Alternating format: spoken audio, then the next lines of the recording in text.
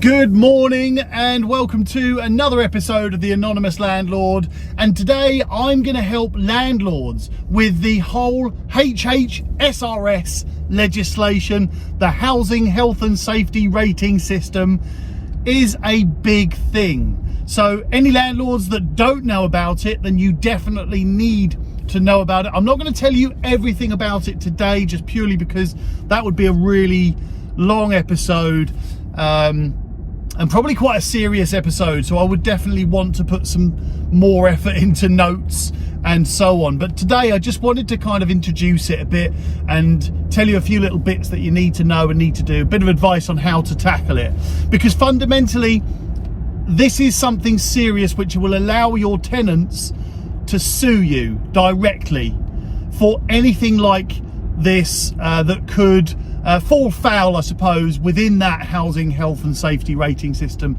legislation. And ultimately what it is trying to make sure that your property that's being rented by a tenant is suitable, safe, fit for purpose. Now that all seems pretty obvious, and you know, you may well think to yourself, well, yeah, my house is fine and it's no problem, it's safe for a tenant. But there are some aspects to this legislation which, you know, certainly I wouldn't have thought of until I'd researched the actual legislation itself. I certainly wouldn't have thought about it, and any tenant could now sue you as a landlord, so it's pretty serious stuff. But there is also some grey areas. It is, in my opinion anyway, very much open to human interpretation, which is even more worrying.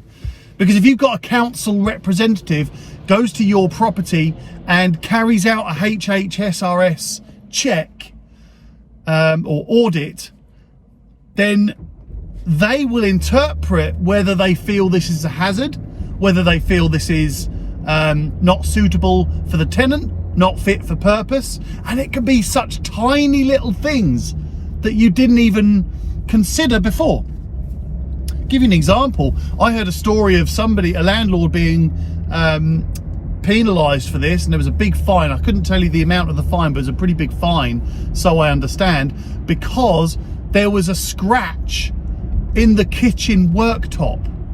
A scratch in the kitchen worktop. Unbelievable.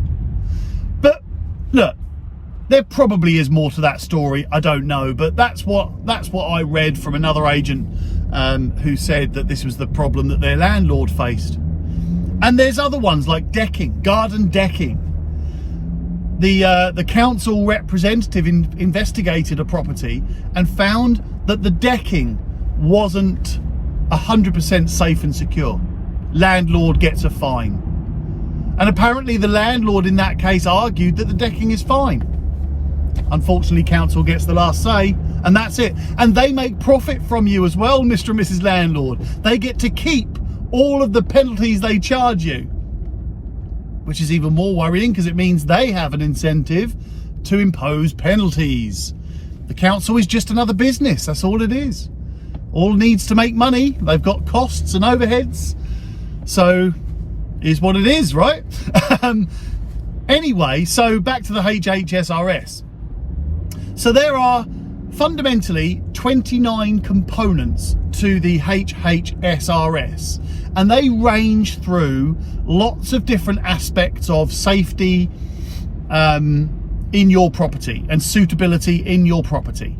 So the first thing I would do, Mr. and Mrs. Landlord, you could just Google search HHSRS, and there are guides. I've got a guide if you want me to supply you with my checklist and my audit that I go through with my letting agency properties, then I'll share that with you. I just want to make sure you get it right, because this is a serious problem for landlords, and I would hate it if I was a self-managing landlord, which I'm not, thank goodness.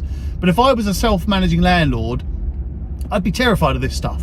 But there are so many landlords that are not, that don't really think about it. Do you know what? And this is a totally off-topic thing, but it was a long time ago now, but I spoke to a landlord about the gas safety certificates. And I said, have you got a gas safety certificate in your properties? He has 10 properties. He manages them all himself, does all his own DIY, looks after all of his own maintenance. He's a handyman. He'll go around and fix things and so on and so on. He'll get electricians out when he needs an electrician, or a plumber when he needs a plumber, and so on. But anyway, looks after all his properties himself. And I mentioned to him about a gas safety certificate. Have you got a gas safety certificate? No? It's all safe in there, no problem. I said, yeah, but have you got a gas safety certificate? You need a qualified gas safety engineer to go and carry out an inspection and then produce a gas safety certificate. No, I don't need one. That boiler's quite new. It works just fine. Don't need anything. It's all perfect. No, you do need it. Anyway, wouldn't have it, but didn't know the law.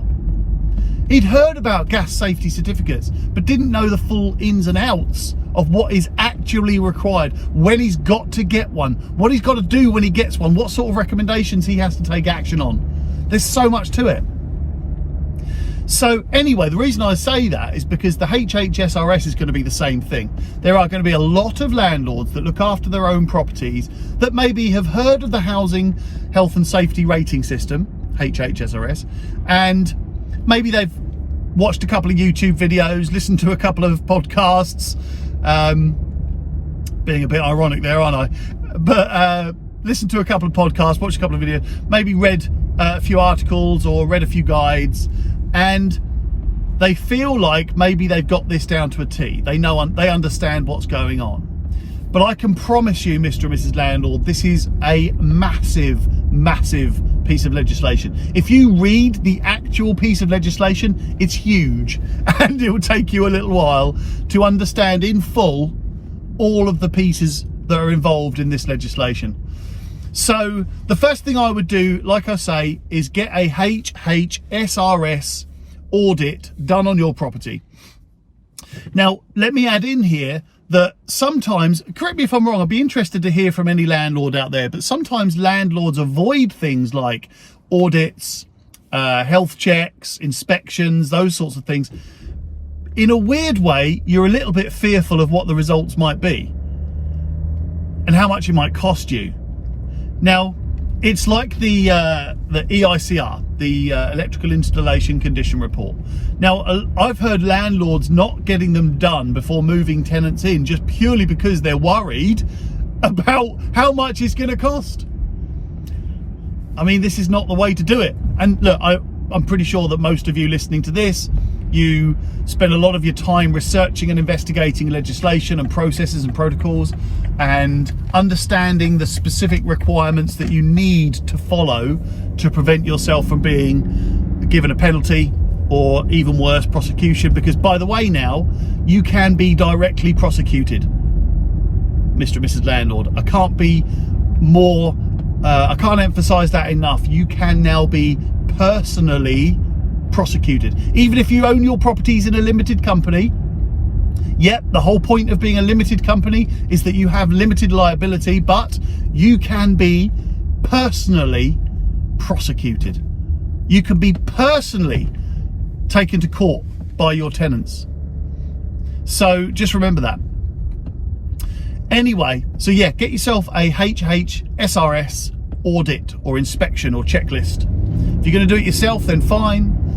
I would personally get a letting agent to do it because they know what they're doing in most cases. And look, I hate saying this because I own a letting agency, but there are some really crap letting agents out there, and there are some really good letting agents out there, and there are some that are in between. But how do you know which ones are good and which ones are bad? That is a tricky one. Hey, look, all letting agents make mistakes. All letting agents are human beings, and whilst they do strive to try and make no mistakes, inevitably we're still human beings, so you are going to make mistakes. But I do believe that a letting agent's strength is in how they recover from those mistakes, how they solve those mistakes and fix problems and do all of those things. Don't know why I'm telling you all that. I guess what I'm saying is, how do you find a good letting agent to carry out a HHSRS that isn't going to try and rip you off with a load of maintenance work and improvements to the property, and it's going to be very honest and factual and objective? Well, look, if you want me to connect you up, it depends on where you are, but I've got a lot of friends and contacts who are letting agents around the country, and I know them, I trust them, and if you want me to connect you up with a letting agent then again, depending on where you are, then let me know, and I certainly will happily connect you up with a good letting agent to get this HHSRS done.